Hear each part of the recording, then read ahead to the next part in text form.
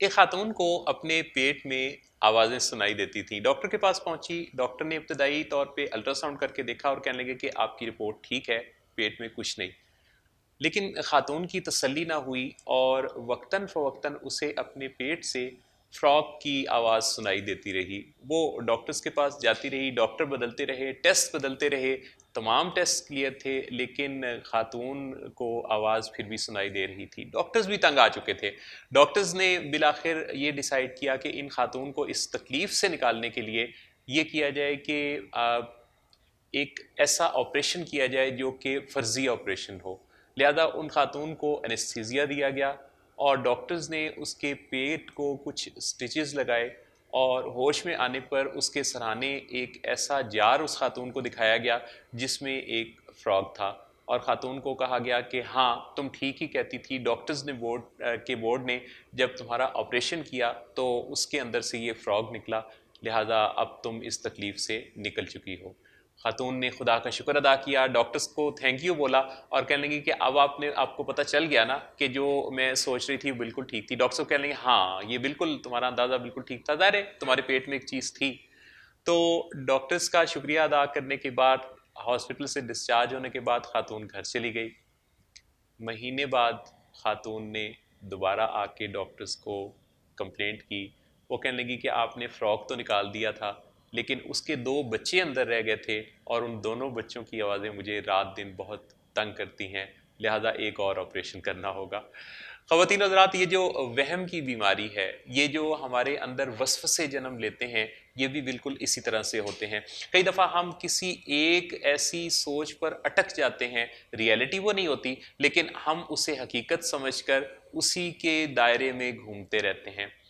एक और साहब की मिसाल बड़ी दिलचस्प है, जिनका एक तकिया कलाम सा बन गया था, गुलेल बनाऊंगा, चिड़िया को मारूंगा।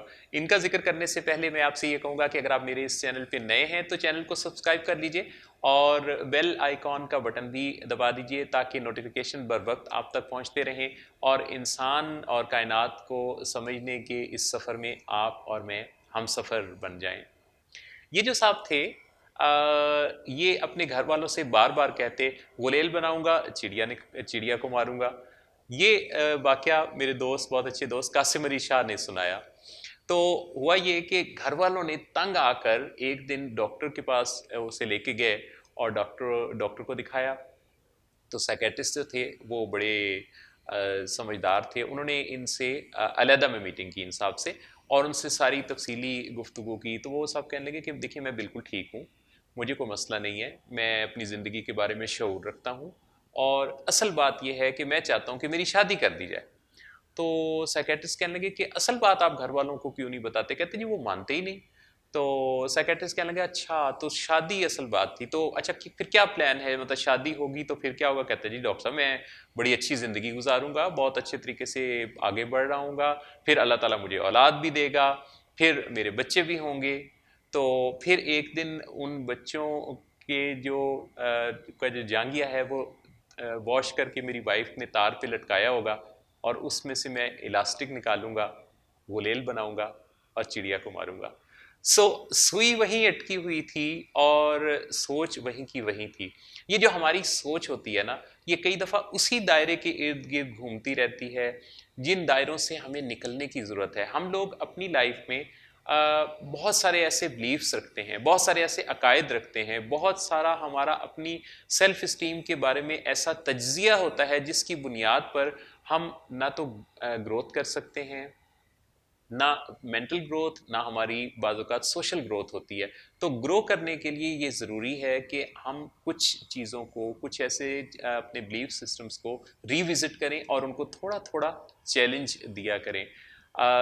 आज की इस वीडियो में आप मुख्तलिफ जो वाक़यात सुन रहे हैं उसी में एक वाक़े पर आज की मैं गुफ्तगू ख़त्म करूँगा। ये बड़ा दिलचस्प वाक़या है और इसको अगर आप इन वाक़यात को याद रखें तो आपको अपना जायज़ा लेने में काफ़ी आसानी हो जाएगी। एक साहब को वहम हो गया कि वो इंसान नहीं है, वो बाजरे का दाना है और वो डर के मारे घर से नहीं निकलते थे। अब घर में ही बैठे हुए हैं, घर वाले भी बड़े परेशान हैं क्योंकि वो बार बार अपने आप को बाजरे का दाना कहते थे।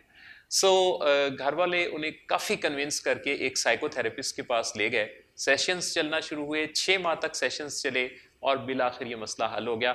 उन साहब का आखिरी दिन था काउंसलिंग का और अब उन्हें यकीन हो चुका था कि वो बाजरे का दाना नहीं है, क्योंकि वो इस वहम की वजह से बहुत ज़्यादा दुश्वारी गुजार चुके थे। घर से इस वजह से नहीं निकलते थे कि उन्हें कहीं कोई मुर्गियाँ चुग ना जाएं, तो थेरेपिस्ट ने उन्हें यकीन दिला दिया था कि वो बाजरे का दाना नहीं है। डॉक्टर के पास उस दिन मिठाई भी लाए थे, डॉक्टर को मिठाई दी और शुक्रिया अदा किया और साइकोथेरेपिस्ट ने उसे बहुत सारी विशेस दी और रवाना किया।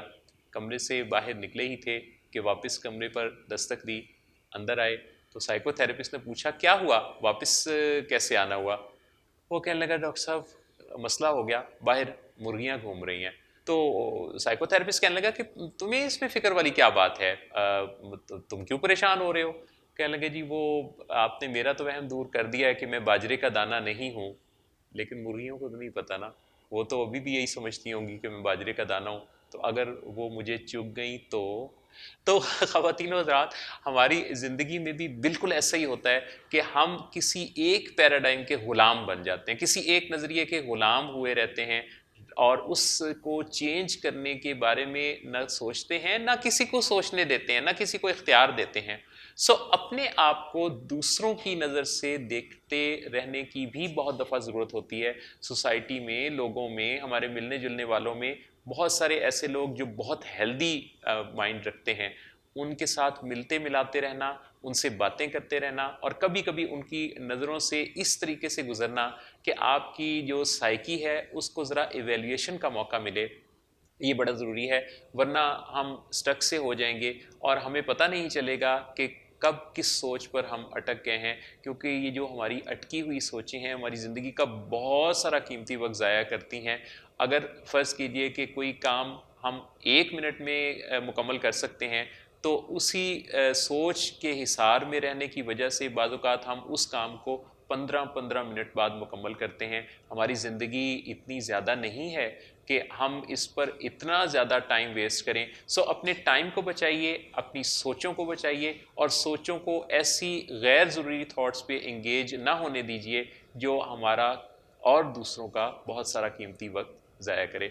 आपसे इजाज़त चाहता हूँ, आपसे मुलाकात करना, आपसे बात करना अच्छा लगता है। आपको कैसा लगता है आप भी बताइए ना, अपने कमेंट्स के ज़रिए अपनी राय का इजहार ज़रूर किया कीजिए और ज़रा इस वीडियो के बारे में भी बताइएगा कि आपको इन वाक़यात की रोशनी में कोई याद आया, क्या आपके इर्द गिर्द भी कोई ऐसा शख्स मौजूद है जिसको एक ही तरह का थाट, एक ही तरह का वहम घेरे रहता है। अगर ऐसा है तो इसे आपकी मदद की ज़रूरत है।